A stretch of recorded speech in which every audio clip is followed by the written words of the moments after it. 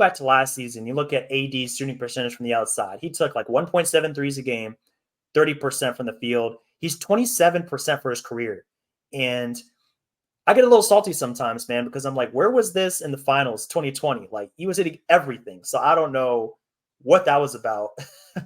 But I looked at this today and looked at his shooting numbers, and of course, you have Wood's shooting numbers are great. So I don't know what the issue is when it comes to AD at the 5. I don't know why he avoids that so much, but it's like AD played 100% of his minutes at the 5 last season. And what happened? They were incredible. Like, the team went extremely far. Like, he was at the rim. The mental thing, man. It's a mental thing for sure. Yeah. So it just makes me think, like, I don't know. You see, you have that much success. He's playing the 5 last season. Like, they were in championship contention. I mean, you work all the way up to the conference finals, and you have a great end of your season there, and then you turn around and you say you want to play the 4. And I'm just thinking, I'm like, I mean, the numbers look great when he's at the 5. The on-off numbers are awesome. So I don't know, man. I mean, do you have an opinion on that? Because if you had that much success at that position, why would you want to change it up? I think Anthony Davis's greatest adversary, his greatest obstacle is himself. And I've never heard anyone question his talent. Like, I don't think anyone's ever questioned his ability. I think we all just question the availability and the mental. Like, the true greats, I feel, are just very consistent. It's not always like you have to be 50 a night.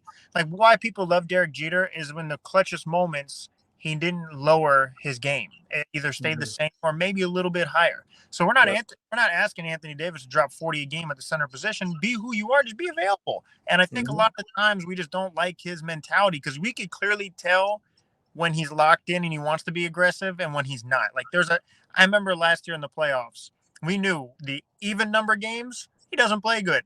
The odd number games, he plays good. Like, it was absurd. I've never seen that, but it's so night and day. Oh, okay, Anthony Davis is aggressive tonight. Like, he's not settling. He's going in the basket. He could do it. And then one night, okay, he's deciding to settle tonight. And when your shots fall, that's great. Like you said, the finals, that's amazing. But when your shots don't fall, we're like, hey, no one could stop you when you attack the rim, right? Like, that. Yeah. Why not do that? So to me, I think it's just all a mental thing. And hopefully, with him understanding what's at stake with his level of play and what he saw his success in the postseason, he could just remain consistent. Like, I think that's all we all want to see.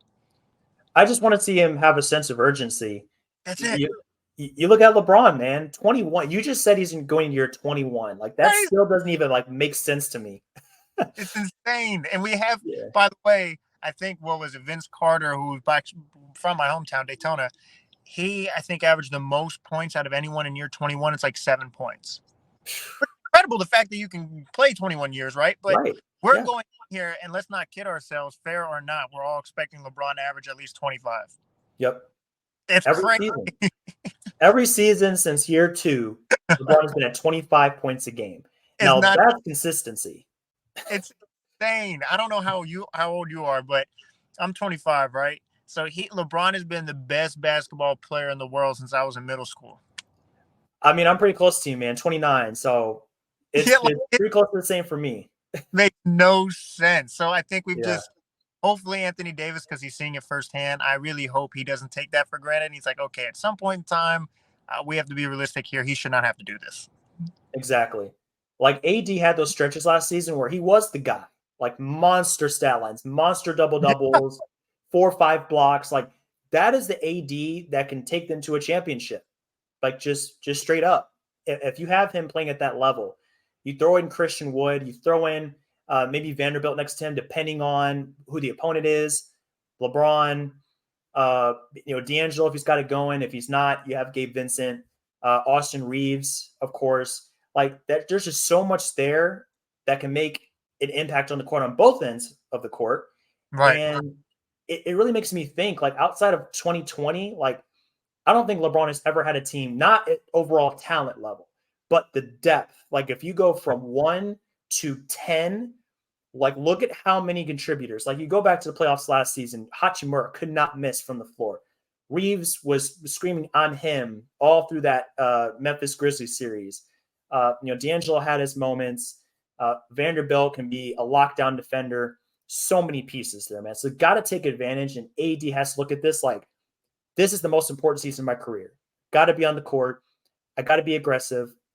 I can't fade into the background. I can't have LeBron. Sure, he can probably do it every now and then, but LeBron is no longer in a position to where he can carry for 48 minutes a night. It's just not realistic. So he's just got to be in the right mind space, and a championship is possible. I really believe that. 100%. And another thing AD should look at, what does a championship do now? I know he was already voted in the top 75, but a lot of people actually don't think he's in the top 75, or like over Dwight Howard, for example. Yeah. If you win 2 rings, that solidifies that. If you win 2 rings with the Lakers with LeBron, I don't want to hear anyone say he's not a top 75 player. And so that's how I would look at it from, if you don't even want to look at it as a team aspect, what a ring does for his legacy, you start having a completely different conversation with where you rank him with the power forwards if he wins 2 rings. So that's how I would look at it. That's a great way to look at it. His legacy is on the line. It's ring culture. So you're not in the elite of the elite if you don't have the rings to back it up. It's just the way it is, fair or not. So I just really want him to lock in. And there's no excuses this year. They have all the pieces necessary.